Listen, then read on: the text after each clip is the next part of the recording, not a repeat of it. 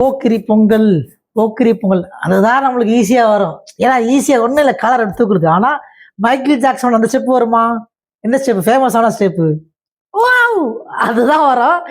அந்த படம் தான் நேற்று வந்து பார்த்துட்டு வந்தேன். மைக்கேல் ஜாக்சனோட மைக்கேல் படம், கிங் ஆஃப் பாப் அப்படின்னு சொல்லக்கூடிய மைக்கேல் ஜாக்சனோடைய ஒரு பயோபிக் வந்து ரீசெண்டாக வந்திருந்தது.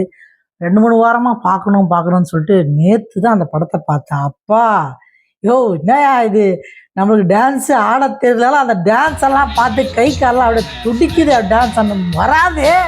ஆனால் அந்த மாதிரி ஒரு பயோபிக்கு எத்தனையோ படங்கள் பார்த்துருந்தாலும் எனக்கு வந்து இந்த பயோபிக் வந்து ஏற்கனவே வந்து தோனியோட பயோபிக் பார்த்துருக்கேன், அதே மாதிரி சச்சின் டெண்டுல்கரோட பயோபிக் பார்த்துருக்கோம்.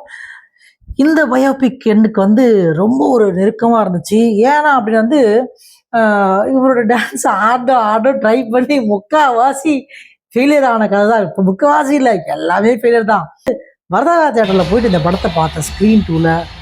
செம்ம ஃபீலுங்க. அதாவது ரொம்ப டச்சிங்காக இருந்துச்சு.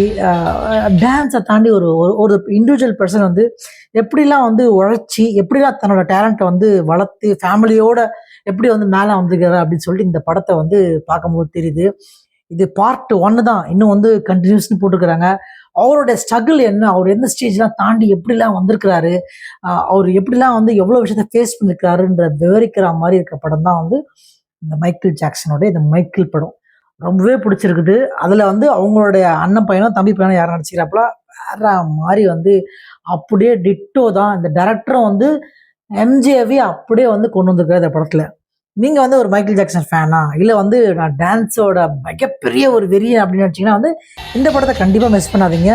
சீக்கிரமாகவே பார்த்துருங்க. தியேட்டரில் பார்த்து அந்த ஃபீலு அந்த ஆடியன்ஸோட கூட சேர்த்து பார்க்கும்போது தான் இது கிடைக்கும்.